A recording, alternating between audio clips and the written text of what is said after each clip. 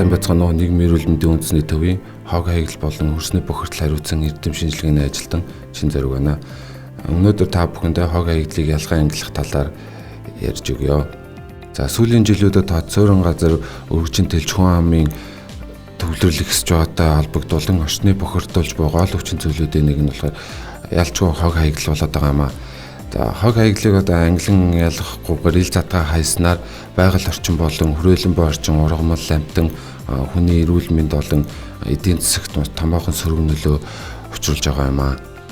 За хог хаягдлыг ерөнхийд нь бол ахуйн хог хаягдал, эмнэлгийн хог хаягдал, барилгын болон дахин боловсруулах электрон буюу химийн гаралтай хог хаягдал гэж ерөнхийд нь ангилж үзэж байгаа. Ахуйн хог хаягдалд нь болохоор цаас, гэлгарууд, шиллаац, хуванцар болон бусад хог хаягдал гэж ангилж авч үзэн. Ерөнхийдөө бол ахуйн нөхцөлд гарч байгаа хог хаягдлыг энэ ангиллын дагуу ангилж хайна. Мөн ангилсан хог хаягдлаа тусгай зориултын хогийн цэг буюу хог хадгалах цэг дээр авчиж хайж байршуулна.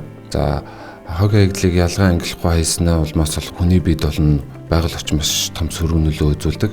Зарим нэг хог хаягдлын үед байгаль дээр ил хаягдсанаас бол задрах хугацаанд гэх юм бол тамхины иш бол үлдэгдэл нь 3 сар, цаасан хог хаягдал нь 3 сар, бүх 5 жил, шил болон лонхны хаягдлууд нь 4000 жилийн хугацаатай байгаль орчин дээр задарч шингэдэг байгаа. Ингэснээр бол хөрсний бохирдол маш ихээр үүсгдэг.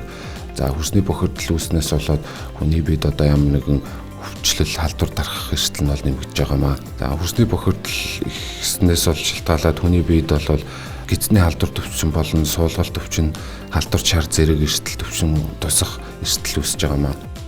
Хог хаягдлыг ялгаа ангилах гол ач тус нь бол эдгээр эрсдлийг урьдчилан сэргийлэх болон өөрийгөө болон гадаад орчныг эрсдлээс бууруулж хамгаалах даршиж байгаа юм аа. Одоогийн COVID-19 цар тахлын үед бол хэрэгэлсэн нэг удаагийн маск болон бэлигээ хогийн савнд хаях заавал шаардлагатай. Хогийн савнд хаихгүйгээр ил задгаа хайснаар бол халдвар дарах эрсдлийг бол улам нэмэгдүүлж байгаа юм аа.